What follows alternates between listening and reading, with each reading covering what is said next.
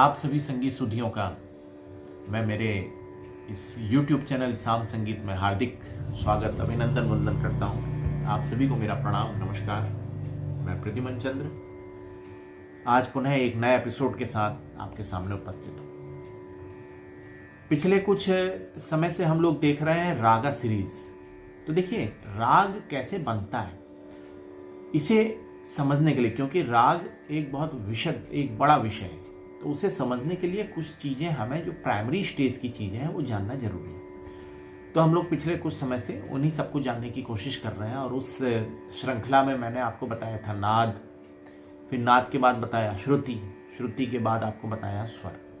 तो ये ठीक वैसे ही है कि किसी जगह हमें पहुंचना है तो हम माइल स्टोन्स को गिनते हुए पहुंचते हैं, माइल स्टोन्स तय करते हैं। तो और मैं मेरे अपने जो हमारे चैनल के दर्शक हैं, खास तौर पे जो स्टूडेंट्स हैं, उनको ये बताना चाहूँगा कि ये रागा सीरीज़ के जो मेरे एपिसोड्स हैं इसको आप बहुत गौर से देखिएगा, क्योंकि ये कॉम्पिटिटिव आपकी तैयारी में, कंपटीशन की तैयारी में और साथ साथ आपके जो कोर्स की पढ़ाई आप करते हैं अपने म्यूज़िक की, मान लीजिए आप विशारद कर रहे हैं या प्रथमा द्वितीया मध्यमा कर रहे हैं इत्यादि इत्यादि। हर शहर हर बोर्ड का अलग अलग अपना कोर्स होता है और उसके नाम होते हैं, अलग अलग सर्टिफिकेट्स उसी हिसाब से बनते हैं। तो उसमें भी ये क्वेश्चंस पूछे जा सकते हैं विभिन्न तरह से, जैसे स्वर क्या है, ठीक है, नाद क्या है, तो इसको मैं विस्तार से बता चुका हूँ, दोबारा रिपीट नहीं करूँगा। आज हम लोग बात करेंगे स्वर के बाद। अब स्वर हो गया, मान लीजिए सारे गामा पाधा नी, तो स्वर से क्या बनेगा? स्वर अब क्या होगा? स्वर को क्रम रूप से आप इकट्ठा कर दीजिए तो सप्तक बनेगा, जिसे इंग्लिश में ऑक्टेव कहते हैं। सप्तक यहाँ इसलिए कहते हैं कि 7 स्वर क्रम से हम इकट्ठा करते हैं। कैसे? देखिए सारे 7 स्वर आप इकट्ठा कर लीजिए।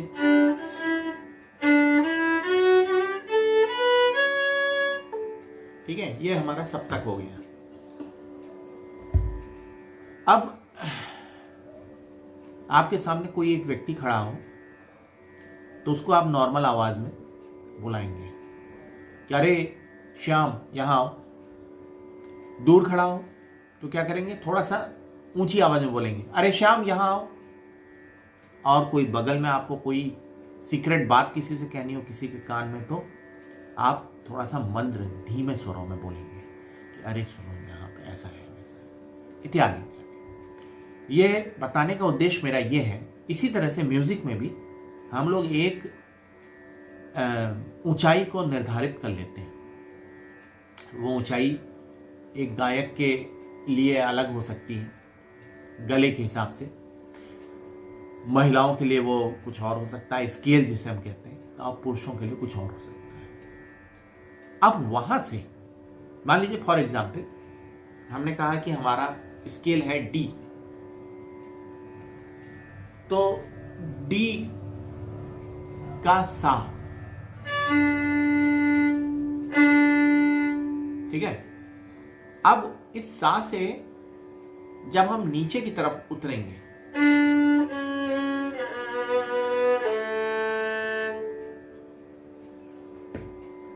तो वो भी 7 स्वर होंगे। लिमिटेशंस होती हैं गले की और इंस्ट्रूमेंट की। वायलिन पे मैं जैसे मिलाता हूँ उसमें नीचे के स्वर मुझे मंद्र सप्तक में मध्यम तक ही मिलेगा। बहुत से लोग सापा सापा मिलाते हैं तो उन्हें सड़क मिल जाता मंद्र का। और इस 7 से जब हम ऊपर चलते हैं तो 7 स्वर बजेंगे। सप्तक मैंने बता दिया है आपको। नी बजने के बाद फिर क्या होगा? फिर से अगला स्वर सा होगा।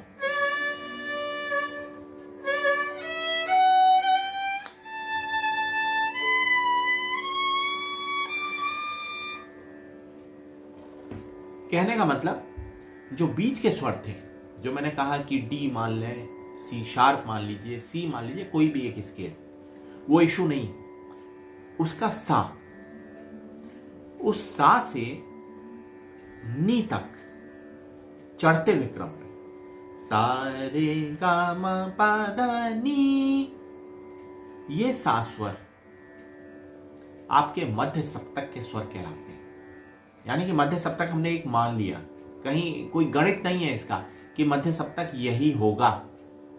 मध्य आपके गले के अनुसार, आपका गले का गुणधर्म, आपका इंस्ट्रूमेंट के हिसाब से आप एक मान सकते हैं। बहुत से लोगों के लिए डी गा रहे हैं तो डी के साथ से और ऊपर चढ़ते हुए क्रम में नी तक मध्य सप्तक होगा। जो सी शार्प गा रहा है उसके लिए वो, जो सी गा रहा है उसके लिए वो। बहुत से लोग ए गा रहे हैं तो उनके लिए वो। अब जब आप जो स्केल माना है उस स्केल के प्रारंभिक स्वर षड्ज, मैंने बताया स्केल माना हमने, मान लीजिए फॉर एग्जांपल मेरा वायलिन डी पे मिला है इसलिए मैं डी की ही बात कर रहा हूं, आप अपने हिसाब से कर लीजिएगा, समझ लीजिएगा, बात को समझाने का, समझना है हमें। जो स्केल हमारा है तो मेरा डी स्केल है, तो प्रारंभिक स्वर क्या है? सा। उस प्रारंभिक स्वर से जब हम नीचे उतरेंगे, मैंने अभी बताया सा, ये सा, ऊपर चढ़ेंगे तो निषाद तक मध्य सप्तक है, मैंने बता दिया, ठीक है, ये मध्य सप्तक है। हम नीचे उतरेंगे, नीचे उतरेंगे तब भी वही 7 स्वर मिलेंगे, सा नी द प म, और नीचे तक, जहां तक आपका गले का गुणधर्म गले का आपका क्वालिटी जा सकता है। वो 7 स्वर जो नीचे के होंगे हमारे मिडिल ऑक्टेव से, हमारे मध्य सप्तक से, वो कहलाएंगे मंद्र। मंद्र संस्कृत का शब्द है मंद्र, धीमा, मंद्र सप्तक के स्वर। फिर अब यही मध्य सप्तक के स्वर से ऊपर जाएंगे, ठीक है, ये नी तक हमारा 7 स्वर हो गया, ये मध्य सप्तक हो गया। अब ऊपर जा रहे हैं,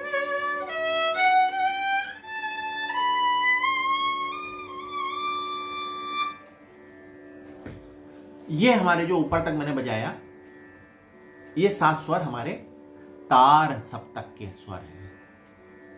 तार, तार का मतलब ऊंचा। तो सप्तक 3 हो गए, मध्य, मंद्र और तार। इंग्लिश में हम इसे कहते हैं मिडिल ऑक्टेव, लोअर ऑक्टेव और अपर ऑक्टेव। तो चूंकि हम लोग यहाँ पे हिंदी अपना भारतीय शास्त्रीय संगीत की बात कर रहे हैं तो हम लोग सप्तक कह के ही चलेंगे। वहाँ का देखिए कुछ और सिस्टम होता है। कभी समय मिला तो मैं वेस्टर्न म्यूजिक के बारे में भी थोड़ा सा एक आध एपिसोड बनाऊंगा। बहरहाल अभी जब तक हमारा ये चल रहा है रागा सीरीज, तो इसमें हम लोग इसी की बात करेंगे। तो 3 सप्तक हो गए, मैंने बता दिया, 7 स्वरों का समूह सप्तक जो क्रमानुसार है, और सप्तक 3 है, मध्य, मंद्र और तार। अब ये तो हो गया सप्तक। अब देखिए स्वर मैंने बताया, सप्तक एक हमारा चैप्टर कंप्लीट हो गया, सप्तक कंप्लीट। अब स्वर, स्वर हमारे कितने हैं? 7 हैं।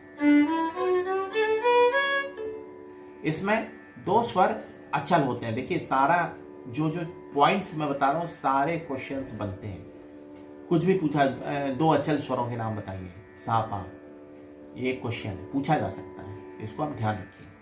तो 2 स्वर हमारे कभी भी विकृत नहीं होते, यानी कि वो अपनी जगह स्थिर रहते हैं। सा हमने मान लिया तो सा रहेगा, ऐसा नहीं होगा कोमल सा या तीव्र सा। सा तो सा और पा तो पा। तो सा पा अपनी जगह स्थिर रहते हैं। सिर्फ इसको छोड़ के बाकी स्वर अपनी जगह से हटते हैं। तो एक चीज मैं आपको बताना चाहूंगा कि 4 स्वर जो हैं वो अपनी जगह से नीचे उतरते हैं। क्या है? कौन सा स्वर है? रे गा धा नी। ठीक है, देखिए मैंने कहा सा पा अचल है। अब सा के बाद क्या है? यही तो है, तो मैं सा नहीं बजा रहा हूं। रे गा धा नी, ये 4 स्वर अपनी जगह से नीचे उतरते हैं, विकृत हो जाते हैं। यानी कि अपने स्वर अपना मूल स्थान से हटे तो उसे विकृत स्वर कहते हैं। और विकृत 2 तरह का होता है, कोमल विकृत, तीव्र विकृत। तो देखिए कोमल विकृत, ये रे गा धा नी जो है ये नीचे उतरते हैं, अपने जगह से नीचे उतरते हैं। मैं पहले आपको श्रुति वाले अध्याय में बता चुका हूं। ये सारे रे कोमल रे। फिर शुद्ध गा से नीचे उतरिए, कोमल गंधार,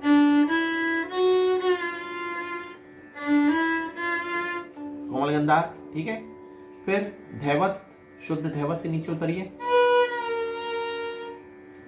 फिर निषाद, शुद्ध निषाद से नीचे उतर जाइए।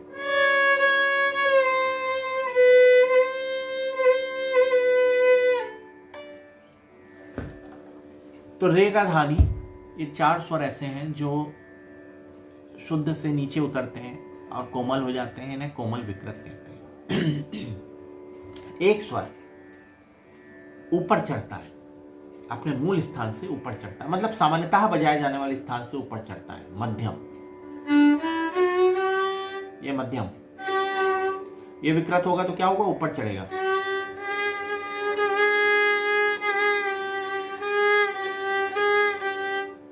तो मध्यम विकृत होता है तो ऊपर चढ़ता है और उसे कहते हैं तीव्र मध्यम। यहां पे एक चीज मैं बताना चाहूंगा कि जो शुद्ध स्वर है उनका मूल स्थान है, वो उनका मूल स्थान है। जो शुद्ध स्वर है वो उनका मूल स्थान है। सापा को छोड़ के रे गा मा और धैवत निषाद, रेगा मा धैवत निषाद, धानी, यानी 5 स्वर, ये मूल स्थान है इनके। नीचे उतर रहे हैं तो कोमल हो रहे हैं, मध्यम ऊपर चढ़ रहा है तो विकृत हो रहा है। लेकिन कई गुणीजन इसको ये कहते हैं कि वास्तव में मध्यम जो है जब ऊपर चढ़ रहा है तो वही उसका मूल स्थान है, वो शुद्ध मध्यम है। ये कोमल मध्यम है जो नॉर्मली हम लोग बजाते हैं। तो ये अपना अपना तरीका है कहने का, लेकिन सामान्यतः आप ये मानिए, ये माना जाता है कि जो सामान्यतः मध्यम बजाया जाता है उससे जब ऊपर चढ़ते हैं तो तीव्र मध्यम होता है।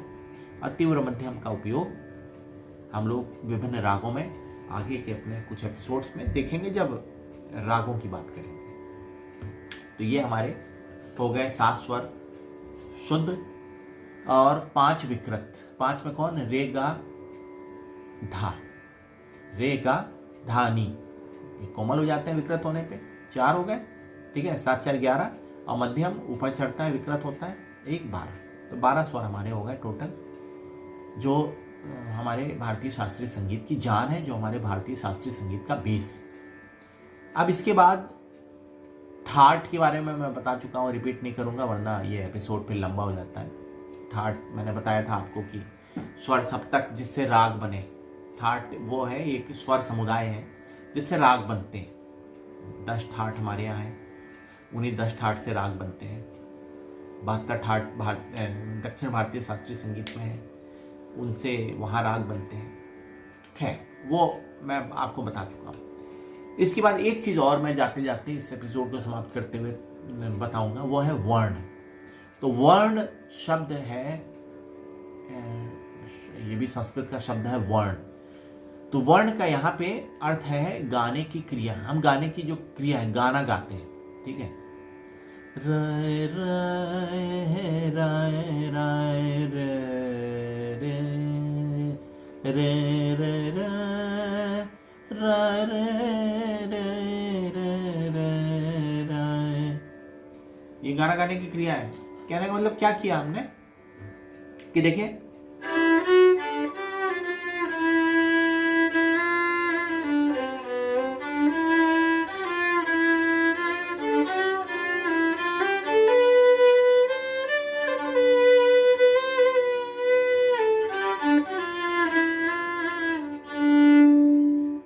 गाने का एक छोटा सा ऐसी पीस बजाने का प्रयास किया मैंने। तो इसमें क्या किया, कुछ स्वर चढ़ रहे थे, कुछ उतर रहे थे, कुछ स्वर बार बार लिए जा रहे थे, और कुछ स्वर कुछ ऐसा था कि मिक्स था। तो जब हम चढ़ रहे थे तो आरोह प्रक्रिया, आरोह क्रिया कहलाई, आरोह वर्ण। उतर रहे थे अवरोह वर्ण। एक ही स्वर को बार बार गा रहे थे, सा सा सा सा सा नी दाए, उतर गए, दाए नी सा, चढ़ गए, सा सा सा, एक स्वर को बार बार गाया, ठीक है। ये स्थाई वर्ण, एक स्वर को बार बार गाइए, स्थाई वर्ण। सा रे ग म प, चढ़ गए, फिर उतर गए, प ध म प ग रे, उतर गए, रे ग प म ग रे सा, इत्यादि इत्यादि। तो ये चढ़ना उतरना, एक स्वर को बार बार लेना और इन सारी क्रियाओं का मिक्सचर करना, ये सारी चीजें वर्ण कहलाती हैं। अब वर्ण 4 प्रकार के हैं, मैं जैसे बोल रहा था वही, इसी को आप थ्योरी बना लीजिए। कौन कौन से हैं? आरोह, अवरोह, स्थाई और संचारी। तो स्थाई का मतलब एक स्वर को बार बार बोलना, आरोह का मतलब चढ़ना, अवरोह का मतलब उतरना, और संचारी का मतलब इन सब का मिक्स, आरोह अवरोह स्थाई, इन तीनों वर्णों का मेल ही संचारी कहलाता है। तो मेरे YouTube के सम्मानित दर्शकों, आज का ये एपिसोड यहीं पे मैं समाप्त करता हूं। थोड़ा सा लंबा हो गया आज, लेकिन ये ज़रूरी थे, ये बेस था। अगले एपिसोड में कुछ नई चीज़ें लेके मैं आपके सामने शीघ्र ही उपस्थित होऊंगा। तब तक के लिए आप सभी को मेरा बहुत बहुत नमन, नमस्कार।